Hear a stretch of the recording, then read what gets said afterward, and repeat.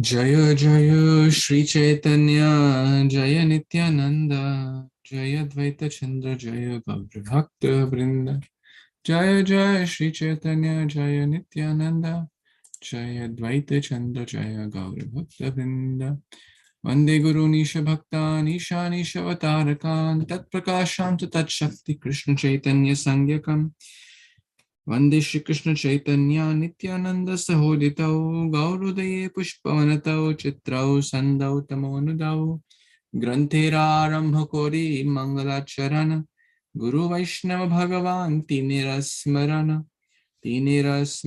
Hoya Begana Vinashana Anayasa Safal Nijavanchita Purana Jai Shri Krishna Chaitanya Prabhu Nityaānanda Shri Advaita Gadadhar Shrivasadi Gaura Bhakta Brinda Panchatattvatmakam Krishnam Bhakta Rupa Swarupakam Bhaktavataram Bhaktakhyam Namami Bhakta Shaktikam Shri Rupa Raghunatha Pade Yara Asha Caitanya-caritāmṛta Kahe Krishna Dasa. Hare Kṛṣṇa, thank you so much for joining. We are reading Grantaraj Śrī Caitanya-caritāmṛta, the nectarian, delightful pastimes of Śrī Caitanya Mahāprabhu, but in particular we are reading Adi Lila, chapter 5, the glories of Lord Nityānanda, Lord Balarāma. We read till text number 4040 yesterday, so we'll move on to the next verse. Here we're talking about from text 40 onwards about the Mahasankarshana. So let's read the next verse, text number 4 and 141.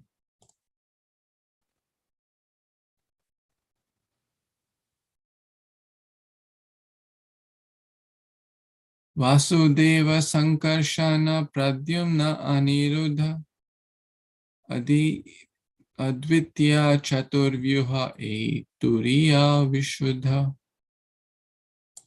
Translation and purport by Sri Bhaktivedanta Swami Srila Prabhupada ki Jai. Vasudev, Sankarshan, Pradyumna and Aniruddha constitute this second quadruple. They are purely transcendental. Purport: Sripad Shankaracharya has misleadingly explained the quadruple form Chaturvyuha in his interpretation of the 42nd aphorisms of chapter 2 of the second khanda of the Vedanta Sutra, Utpatti Asambhavat, in verse 41 through 47 of this chapter, Śrī Caitanya-caritāmṛta. Srila Krishnadas Kaviraj Goswami answers Sripad Shankaracharya's misleading objections to the personal feature of the absolute truth. It says this purport is maybe like 15 pages or so.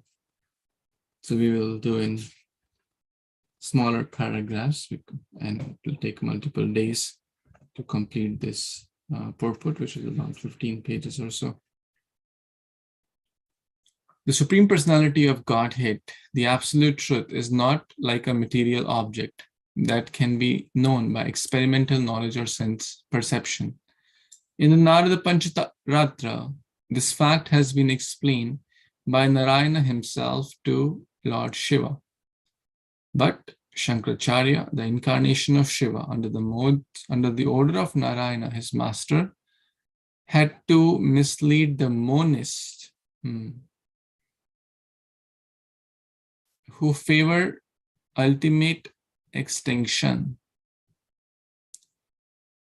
In the conditioned stage of existence, all the living entities have 4 basic defects, of which one is cheating propensity.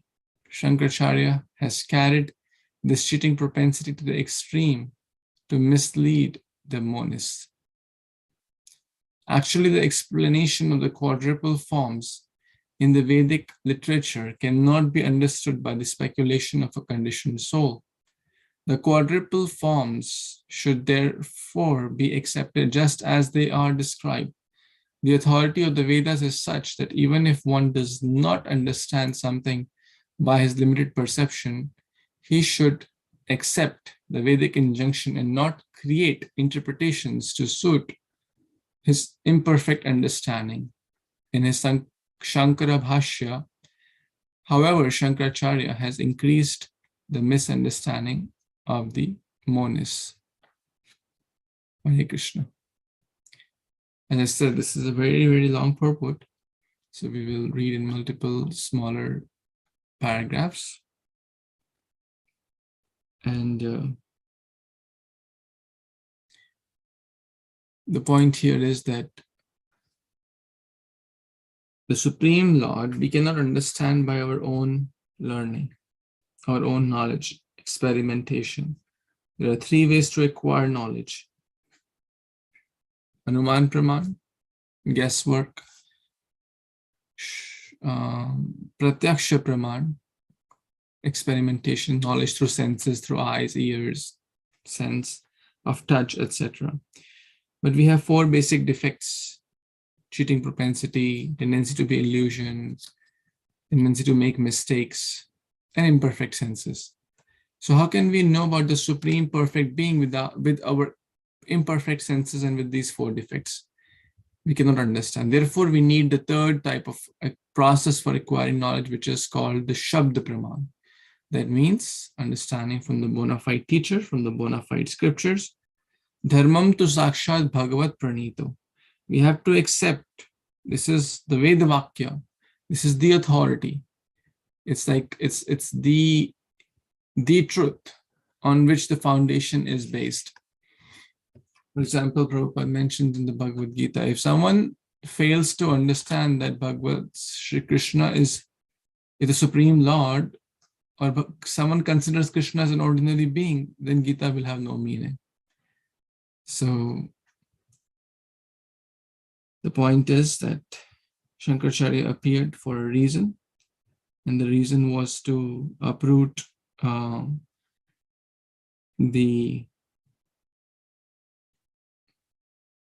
before that they were Naga Babas, and there were a lot of monists who were dominant. So then appeared Shankaracharya. So let's continue reading. As we discussed, we will read 2-3 paragraphs, so we all can read a little bit. Yes, anyone wants to read here? I can read, Prabhuji. The quadruple forms had a spiritual existence that can be realized in Vasudeva Sattva, Shuddha Sattva, or unqualified goodness, which accompanies complete absorption in the understanding of Vasudeva. The quadruple forms, who are full in the 6 opulences of the Supreme Personal Godhead, are the enjoyers of the internal potency. Thinking the absolute personality of Godhead to be poverty-stricken, or to have no potency, or in the other words, to be impotent, is simply rascaldom. This rascaldom is the profession of the conditioned soul. Sorry, just 1 second.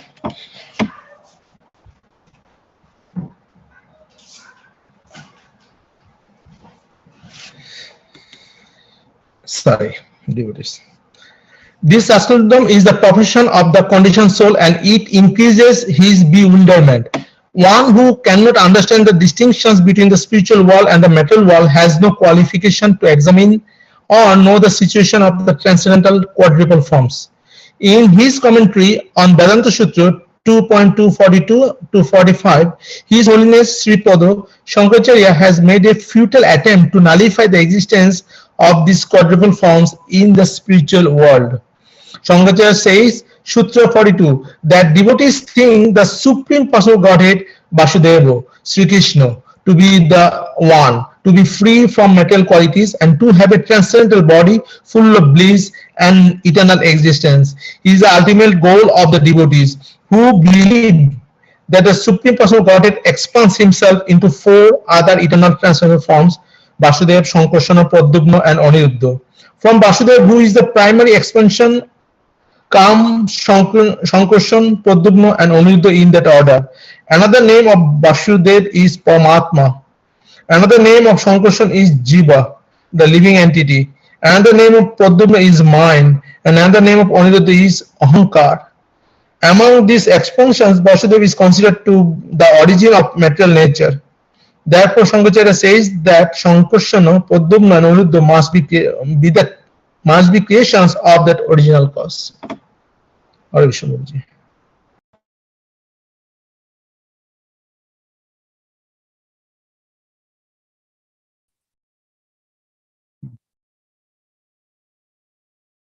Any comments, Prabhu?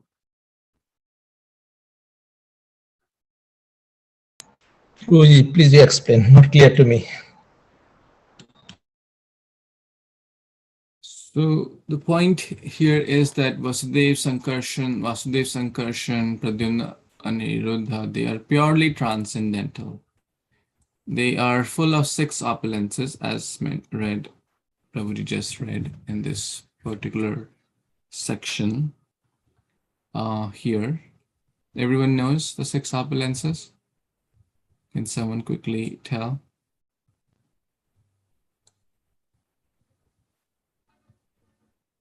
Everyone knows? So, fame, beauty, wealth, renunciation, strength, Knowledge. Knowledge. Good. knowledge. Perfect. So, Aishwaryasya Samagrasya Viryasya Shishashriya. This famous verse is there. So all these forms are also full of that. So some people think they are like Narayana is Daridra or the friend of poor only, like that, all are some futile, false conceptions. But no, that's not the case. That's Prabhupada is saying rascaldom. It said nonsense. Considering God to be poverty-stricken or to have no potency, that's all nonsense. Now, Shankaracharya gives this also.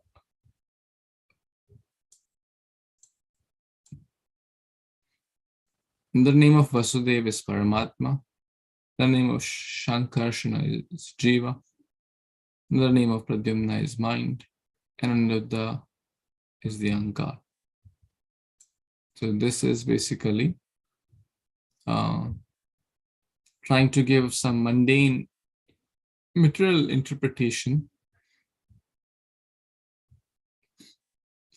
Therefore, Shankaracharya says that Pradyumna must be Sankarsana, Pradyumna, and Aniruddha must be the creations of the original cause.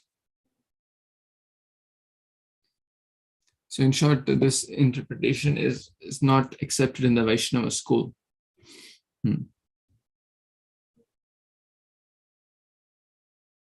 Okay, so these 2 points are discussed, and Prabhupada is giving a lot of details. So let's see what further. Who wants to read? Yes, Kashish, did you want to read? Hare Kṛṣṇa Prabhuji, Tanatpranam, all devotees, all glories to Srila Prabhupada. Great souls assert that Narayana, who is known as the Paramatma or Super Soul, is beyond material nature. And this is in accordance with the statements of the Vedic literature. Mayavadis also agree that Narayana can expand himself in various forms. Shankara says that he does not attempt to argue that portion of the devotee's understanding, but he must protest the idea that Sankarsana is produced from Vasudeva.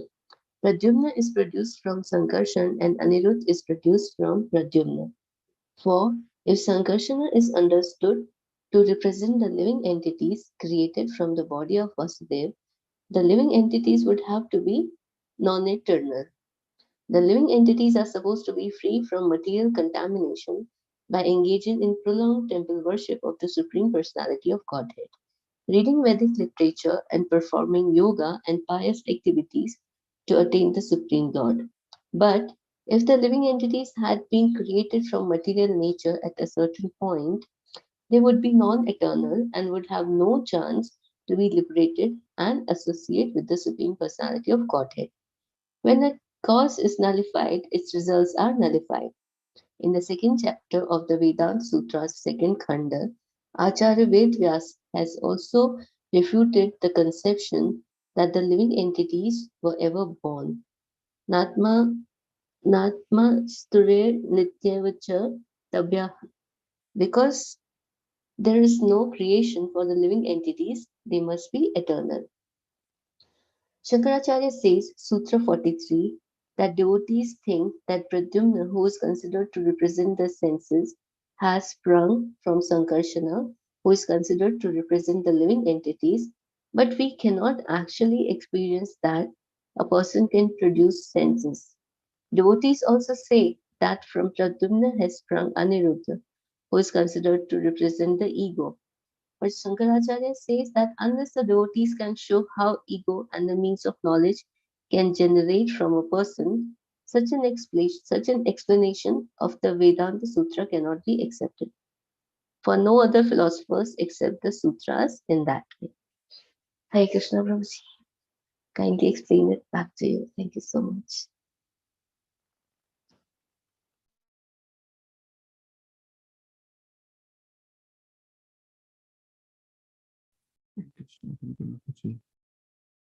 A lot of technical words here.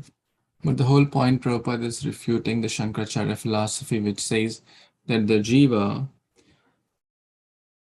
who is the jiva here? Or according to Shankara?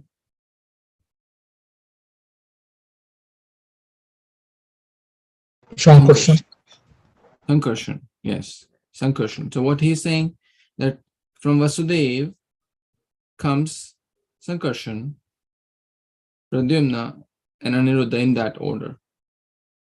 Basically, he's saying that jivas were created at some point, and that is not accepted in the Vaishnava school. Acharya Vedavyas also refuted this conception, saying that living entities were ever born, Natma Shrutera. And also in Bhagavad Gita, Krishna says that, right? Can anyone tell what verse will best fit in there? The jivas are eternal.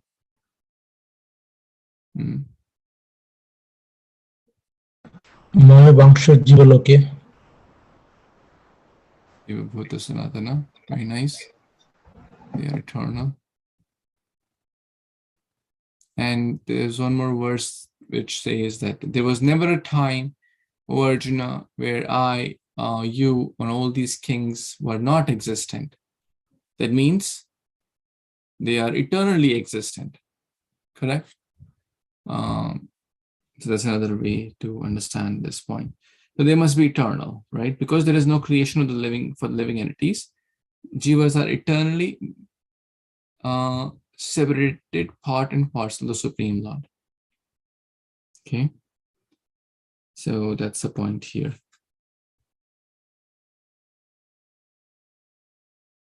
Any more thoughts, comments, any additions, corrections?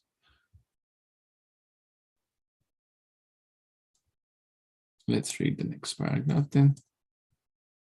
Who wants to read this one? Yes, Shilpa, did you want to read?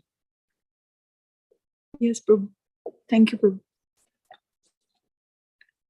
Shankaracharya also says, Sutra 44, that he cannot accept the devotee's idea that Sankarshana, Pradyumna, and Aniruddha are equally as powerful as the absolute personality of Godhead, full in the 6 opulences of knowledge, wealth, strength, fame, beauty, and renunciation, and free from the flaw of generation at a certain point.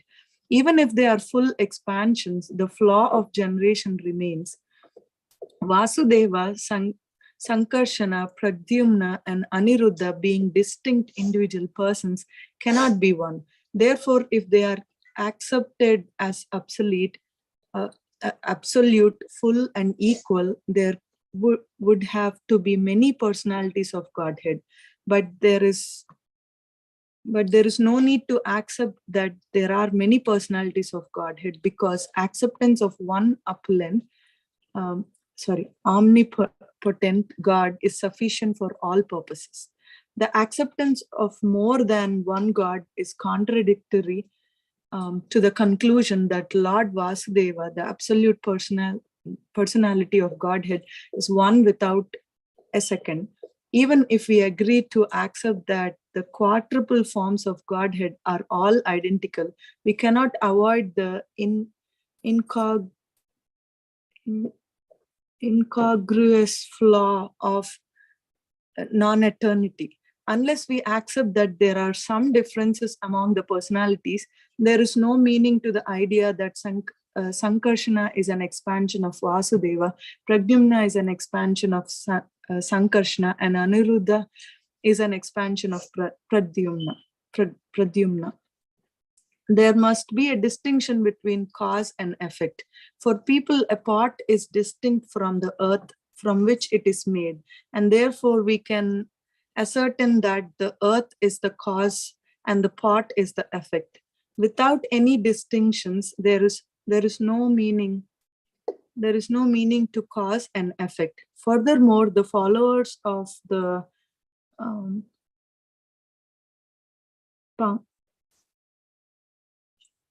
Pancharatric principles do not accept any differences in knowledge and qualities between Vasudeva, Sankarshana, Pradyumna, and Aniruddha. The devotees accept all these expansions to be one, but why should they restrict oneness to these quadruple expansions? Certainly we should not do so for all living entities, from Brahma to the insignificant ant are expansions of Vasudeva as accepted in all the sutras and smritis. Hare Kṛṣṇa. Prabhuji. Prabhu, I think a small thing which got into my mind, please correct me if my understanding is wrong, about the other item. So while I was reading here, Prabhupada is saying that if we shouldn't be treating all the four quadruples same as personal Lord Krishna. I was thinking there is a we were discussing, me and my in-law were discussing earlier about Draupadi Mata. And Draupadi Mata was doing meditation, and then she got a boon from Lord Shiva, I think, and she asked for a husband with 5 qualities, but the God replied saying nobody can be with all the 5 qualities. There cannot be a man, so you would be getting 5, each having 1 quality. So I was just recalling that similarly here, not matching, but it just right, like Aniruddha, Pradyumna, and the quadruple, they have their own identities, and they are not equal to. They cannot be in all the 4. Cannot be in one. Hence, Krishna is alone. Krishna is the super soul and ultimate God, basically. Hare Kṛṣṇa. Please correct me.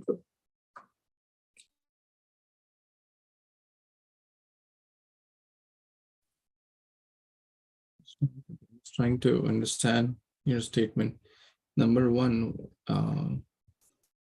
you said that Prabhupada is saying that we should not accept these as supreme. I mean, what was your first statement? No, I was just to my understanding, I was thinking Prabhupada is saying we should not accept the quadruple as equivalent as Krishna because they have their own qualities. They cannot have all the qualities in as one person, so they are not equal to Krishna. That's what my understanding, but please correct.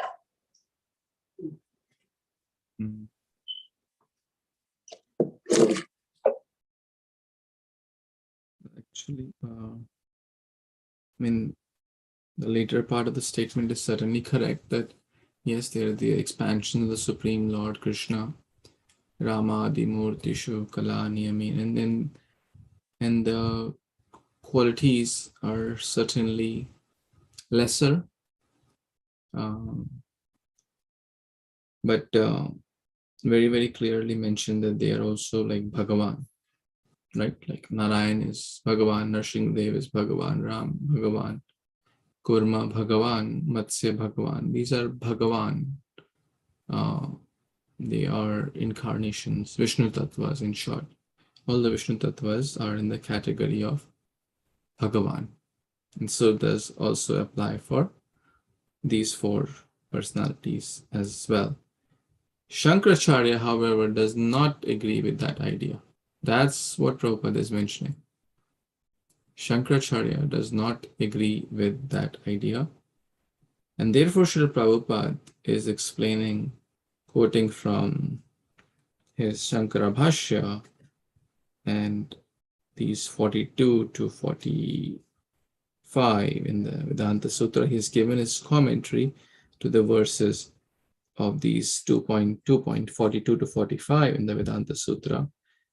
And Prabhupada is helping us understand, which is not very easy to understand, by sharing his commentary, because tomorrow we may meet someone who may, be very rigid follower of some other thing, and they may bring up these points. So how we can understand things in the right context.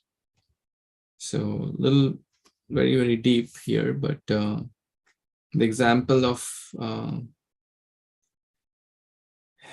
pot and pot is also given. Pot and potter. There must be a distinction from the earth. The pot is distinct from the earth. Basically, the pot is created from the earth, right? So unless we accept that there are some differences among the personalities, there is no meaning to the idea of that Sankarshana, is an expansion of Vasudeva.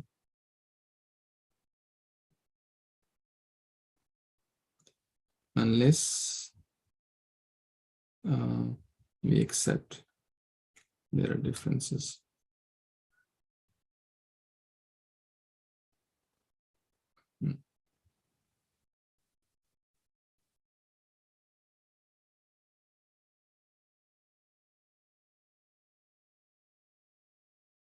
Okay.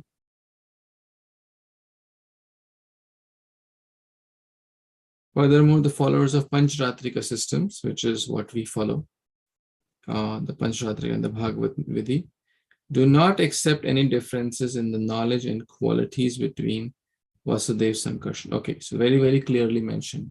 So this is what we follow, the Narada Pancharatrika Vidhi. So in short, there is no difference between Vasudeva, Sankarshan, Pradyumna, and Aniruddha.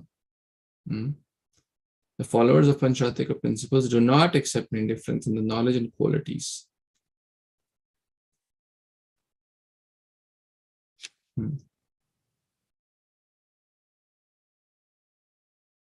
All these expansions to be one. But why do they restrict oneness to these quadruple expansions? In short, all the expansions are one, like Lord Ram, Lord Kurma, Lord Matsya, etc. And in one way, right? In one way, all the jivas are also expansion of the Supreme Lord. Correct? So that's the other aspect from Brahma to the ant. So That's the point.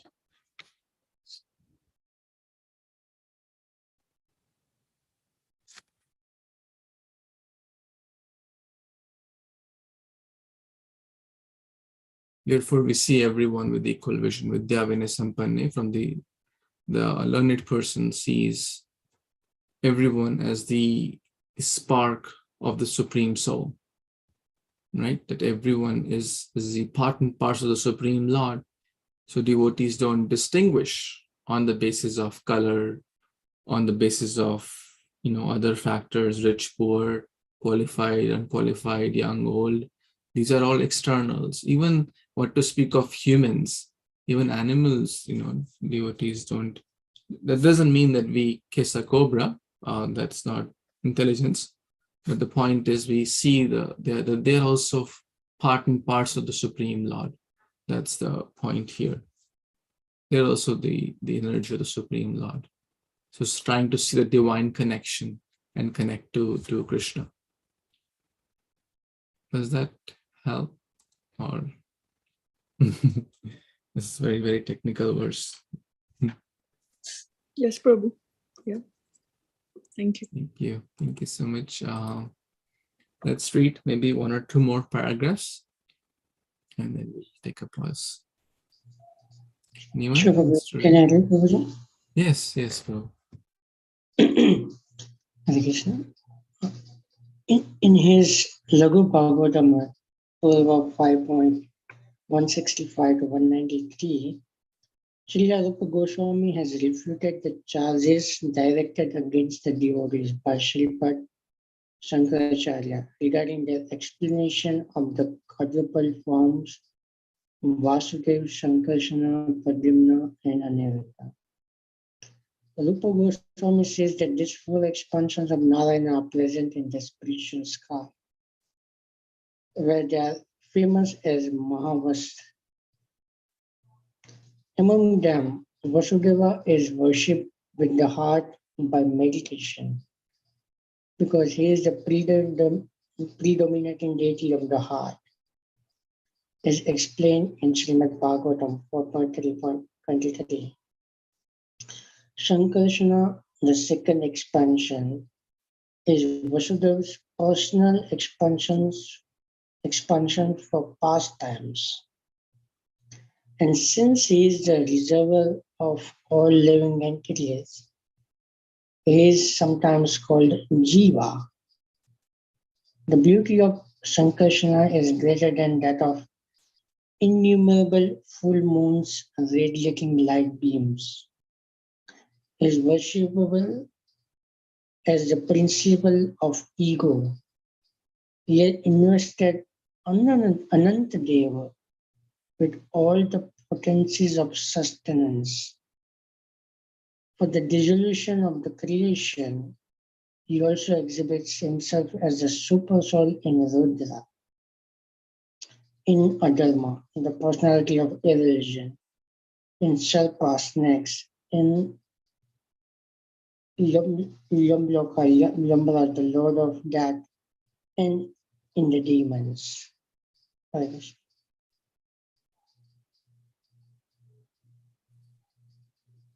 Any comments, Prabhuji? No, Prabhuji, this is a little in details. I'm just trying to digest it.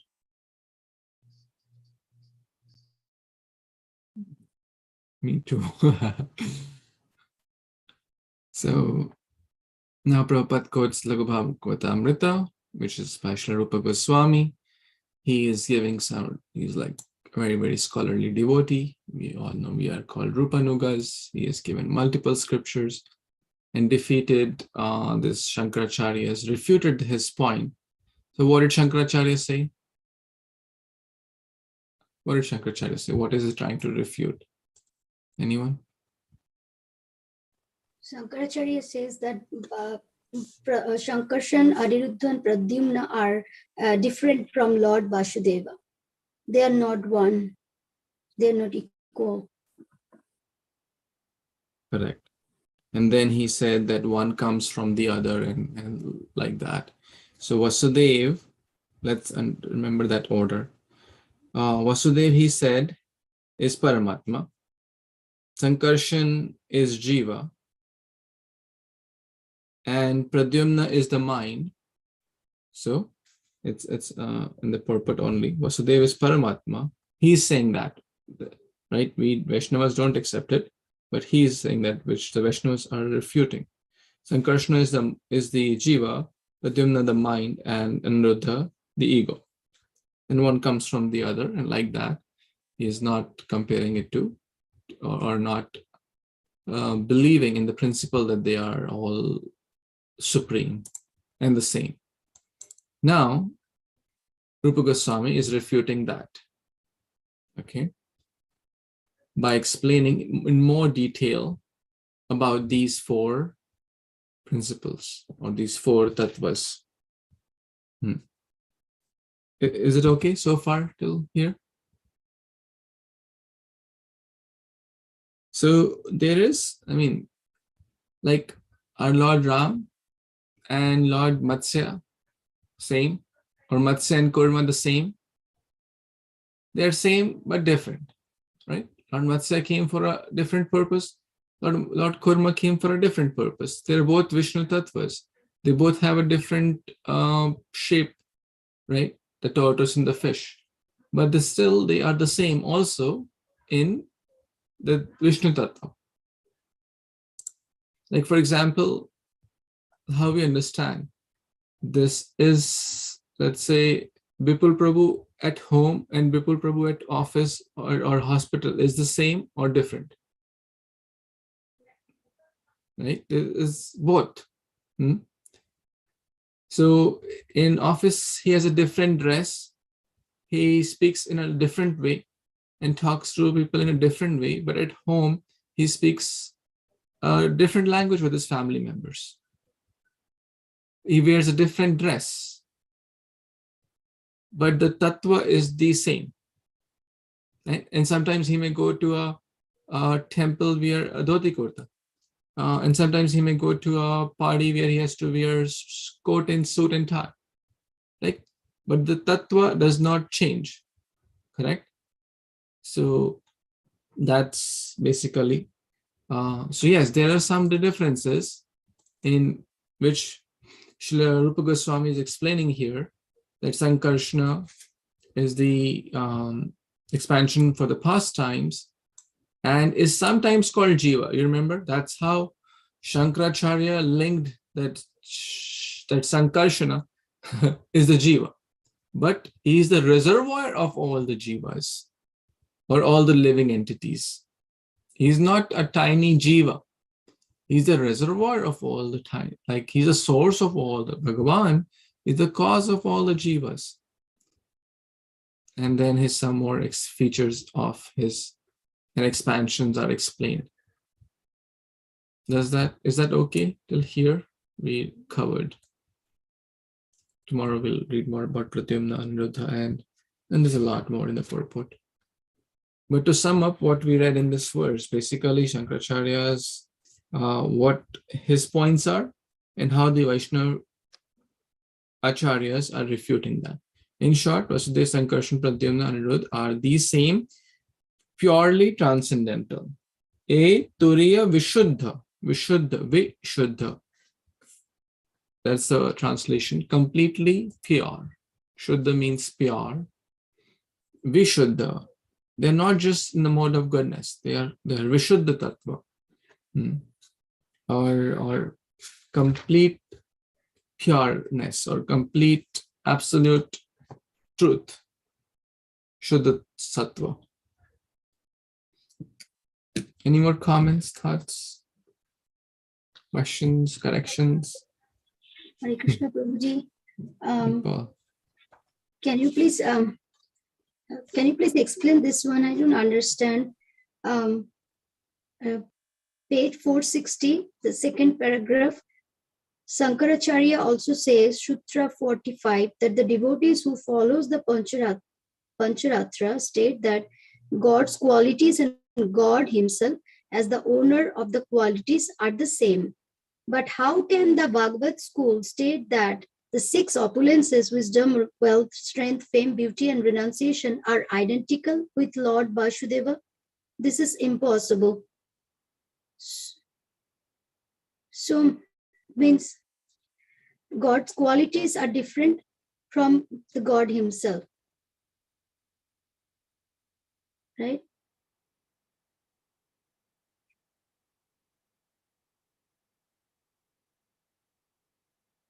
And this is Shankaracharya's point. Okay. That's Shankaracharya's point. But we know that God himself and his qualities are same. That we know, Same. right? But The Krishna, absolute, correct. yeah, So, Krishna, the Pancharatra state that the God's qualities and God himself as the owner are the same. That's what Pancharatra is saying. But now read it this way. But Shankaracharya says, how can the Bhagavad school state that the 6 opulence, wealth, opulence, etc., are identical with the Vasudeva? This is impossible. Shankaracharya is saying that. Okay. Shankaracharya. Okay. Yes. Thank you. Hare Krishna.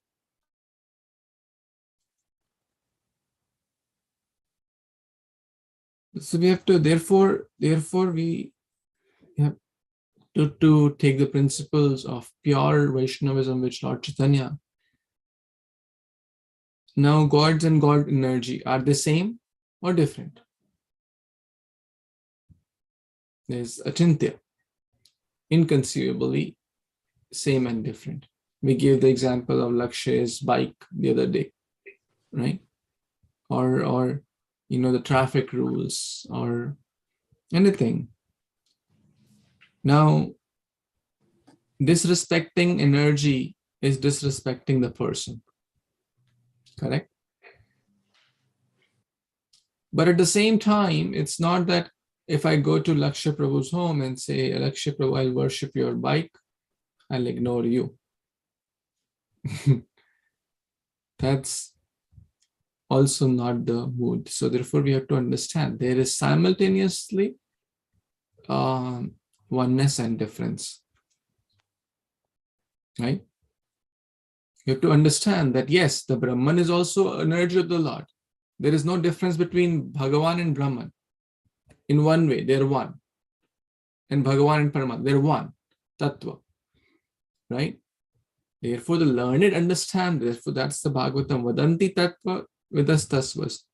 So those who understand all the 3 aspects, like today we had to go for a program. And there was a person of a different faith, and he kept speaking for like 30-40 minutes. As our spiritual master gives respect to everyone, so we were remembering him. He also gave respect and kept hearing, didn't speak anything for almost like 45 minutes. And of course, some things we agree to, some we don't. But we have to understand that what he was speaking is very elementary in the sense, be kind, be this, be. But there is no God, there is no Krishna in the picture, there's no bhakti, just be kind, like principles of Buddhism, right? Don't hurt others. But I'm not sure. I think they also eat non-vegetarian food, right? They eat, right? Now And they eat. Huh? Now they eat. Now they eat, yes. Now they eat non-vegetarian food. And Buddhism, the main teaching is don't harm others, right? Non-violence. So, Vishya vinivartante niraharasya dehina raso varjam rasopyasya parandrishtva nivartate. Therefore, bhakti is the first step in the life of a devotee. Then the higher taste comes, lower taste will be given. Just by artificially stress management and this management, anger management, nothing will get managed when Krishna is not the center. So the point is, yes, back to your point that there is simultaneously, you have to understand that they are same. Like all the avatars are same, but there is difference, right? Energy is the same. That does not mean We start worshipping, oh, this stone is the energy of Krishna. Oh, this mouse is also the energy of the Supreme Lord. I will put this mouse on the altar and start offering arati every day. Right? Yes, this is energy of God. Absolutely. There is no doubt in there. He is the cause of all causes. But you have to give one of the definitions of spiritual life, which I really like from His Holiness Bhakti Rasamrita Swami Maharaj, to see things in the right perspective for the purpose and to use them for the purpose they are intended for is spiritual life. To understand the purpose of a creation like this body. What is this body? To see it in the right perspective. Like, what is this mouse meant for? If I start hammering nails with this mouse, the mouse will get broken, will break, and either the purpose which I'm trying to use it for will get executed, right? The nails will not be hammered. I have to get the proper tool for that. That is the hammer. Similarly, this human life is meant for a purpose. An intelligent purpose will refer to the manual and get to the purpose. The purpose is back home, back to God, it's self-realization. Then it is the right use of Krishna's energy. Right use of the bull. For example, oh, the bull is supposed to work hard in the field. If the bull stays idle, that's misuse of his energy. So that's Krishna consciousness or spiritual life. To use for the right purpose, with the right intentions, with the selfless desire to serve the Supreme Lord. That's bhakti. Is it okay, Bhaktaji? Hare Krishna. Hare Krishna, Prabhuji. So this is what Shankaracharya says is Advaita, right, Prabhuji? Everything is one. And ours, what Madhvacharya and Ramanujacharya says is Dvaita, right, Prabhuji? Is that there? Even though it is a kind of Advaita, but still there is distinction. So because I was hearing one of the member of the Shankaracharya, they were telling that everything, all our fingers are not equal. So how can you say that everything is equal? And also the argument they gave was, when we are in the womb, we call it as the pinda. But after we leave, we put pinda for anniversaries, right? So he says in that way that everything is Advaita. I did not completely understand, but this is the argument they gave. Yeah, multiple arguments are given in this connection. So multiple analogies are given. The drop of the water goes into the river goes into the ocean, and all water becomes one. The parrot goes in the tree, everything is green, and like that. Now all the fingers are same? Yes and no, right? Yes and no. They're fingers, that's why the same, they're all fingers. But what I can do with my particular finger, I cannot do with the other finger, right? So in that way, there is some difference. So in short, we don't have to get too much. Ultimately, if one is humble, open to suggestions, open to hearing, then we have to accept, understand, and go deeper that why Shankaracharya came, why he said what he said, right? He is a great devotee, a great incarnation of the Supreme. Came for a specific purpose. And then the Lord himself sent his other representatives like Ramanujacharya, then Madhvacharya, and then he himself, Lord Chaitanya Mahāprabhu. Now, if we hold back and say, no, I will follow Buddhism, because, the Supreme Lord gave the principles of Buddhism, right? We are not denying that Lord Buddha is an incarnation of God. Keshav Dhrita Buddha Sharira Jai Jagadisha Hare. Jayadeva Goswami speaks that. We are not denying that he is the incarnation. But for what purpose he came? We have to understand that. So we have to give the right respect that yes, he is the Supreme.